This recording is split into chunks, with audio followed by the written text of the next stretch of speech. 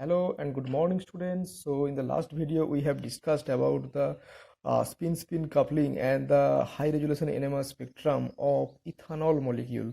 That means there we have taken ethanol molecules in presence of some acid, that means acidified. But the question is, if what happened if we have not used the acidified ethanol? That means if we are not adding some acid to the ethanol sample during the measurement of our NMR spectrum, then what happened? So let's see. So the question is, what is the influence of the OH proton on the CH2 and CH3 protons of acidified ethanol? The answer is that the H plus ion of the acid catalyzed the exchange of the proton between the OH groups of different molecule, so that the lifetime of an OH proton in any given concentration in any given conformation becomes too short to permit the observation of the effects of the OH protons on the CH2 and CH3 groups and vice versa. So the in simple way or simple language, if I would like to explain you, is that when you add acid, then what happened? The protons of the OH group becomes acidified, and it helps to exchange this proton, or the exchange helps to exchange the OH proton when it becomes acidified with the other molecule very easily, and the rate of exchange is very fast, that in comparison to the NMR time scale, it becomes faster. And so the effect of the OH proton on the CH2 or CH3 coupling is negligible, because at that time OH cannot produce itself, the proton of this OH group cannot produce itself as a different orientation. That means that there can be two orientation, either upward spin or downward spin. But if the exchange takes place so fast, then both the conformation becomes almost average out, and it appears to be same. That means there is absolutely no effect on this OH proton on the coupling of CH2 and CH3 proton. Okay. So in other words, there is no spin-spin interaction between the OH protons and other protons. Hence, the high resolution NMR spectrum of acidified ethanol consists of an OH singlet, because it is already averaged out, a CH2 quartet, because CH2 only at the time CH2 proton only couple with the CH3 proton, and we know that because of this n+1 rule. So CH2 proton is split into a quartet in the intensity ratio 1:3:3:1, and the CH3 proton is split into a triplet because of these two proton of the CH2 group, so 1:2:1.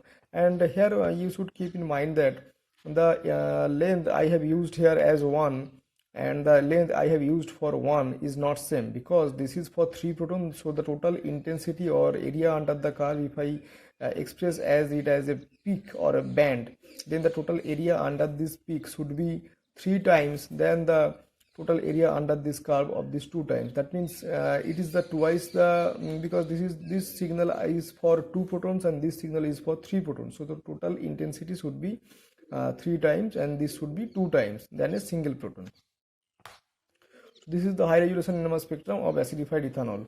Now the proton NMR spectrum of pure ethanol is however different, because here, because of the absence of the H plus ion catalyst, because H plus ion catalyze the exchange of OH proton between the various neighboring ethanol molecules, so that it cannot impart any effect on the CH2 and CH3 proton. So here, because of the absence of the H plus catalyst, the OH proton does not undergo any exchange between the OH groups of different ethanol molecule. The three different orientation of the CH2 proton will split the OH peak into a triplet, because if the OH proton is not exchanged very fast because of the absence of the H plus ion catalyst, then what happened? The two proton of the CH2 group that is present in the neighboring atom, then they can produce the three different orientation, either both are upward spin or both are downward spin, or one upward one downwards, and this can be appeared as a 2 times. So these three orientation can split the OH proton intensity into a triplet in the intensity ratio 1:2:1. And also each of these lines of the CH2 quartet would be split into a doublet as a result of the two possible orientation of the OH proton, because we know that a single proton can orient itself either upwards or downward spin, that means either plus half or minus half condition. So it can also split the neighboring CH2 proton into CH2 proton into a peak, that is 1:3:3:1 ratio. Can an individual one single peaks can be split into a doublet because of this possible orientation of the OH proton, because at that condition the OH proton can orient itself into two different orientation. So these two different orientation can split each of the individual peaks of this quartet into a doublet. That means it becomes a quartet of doublets. Okay, which will produce a different local field for the CH2 groups and 3 lines for the CH3 groups. Now, since the CH2 groups in ethanol is flanked by the OH and CH3 groups, the magnitude of its splitting by the OH and CH3 protons would be very much pronounced, because at that time, as we have not used acidified ethanol, so we have to consider both. Okay, that means splitting by the CH3 proton as well as splitting by the OH proton. Now I would like to ask one question, because at that condition, as we have not used acidified ethanol, so in case of methyl proton, it is splitted because of the presence of the neighboring two equivalent protons. So into a n+1 rule, according to n+1 rule, the methyl proton is split into a three triplet peaks. And in case of ethylene proton, that is CH2 proton, it can couple with both CH3 proton and OH proton. Now the question is whether it will be a first it will couple with a OH proton, and then this doublet is split into a quartet of these doublets, or whether it will first interact with the CH3 proton and then it undergo a quartet, it's produce a quartet, and then the quartet is split into a individual doublets of these individual peaks.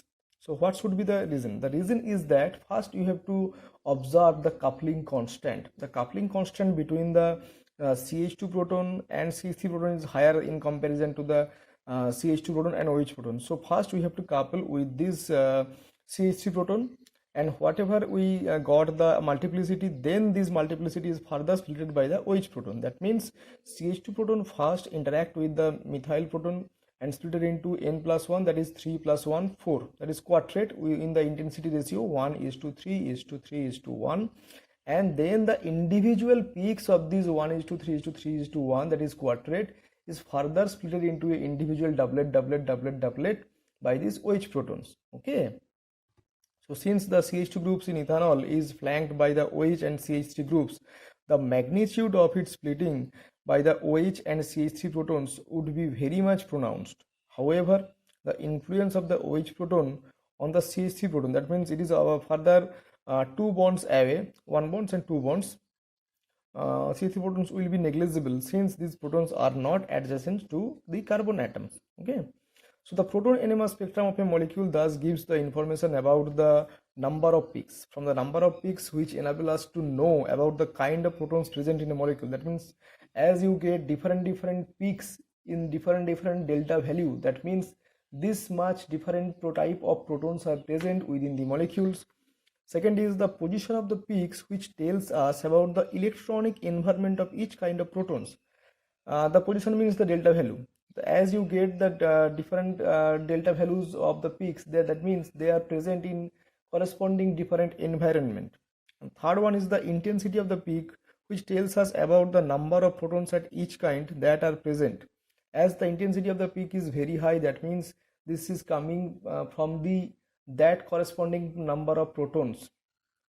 And the fourth one is the splitting of the peak into several peaks, which tells us about the environment of a proton with respect to the other nearby protons in the molecules. Suppose a peak is split into suppose a particular delta value peak gives you a quartet. That means there are 3 equivalent proton present just nearby this proton. Okay, so from these 4 different conclusion, we can predict the structure or possible structure of a unknown or empirical formula chemical compound.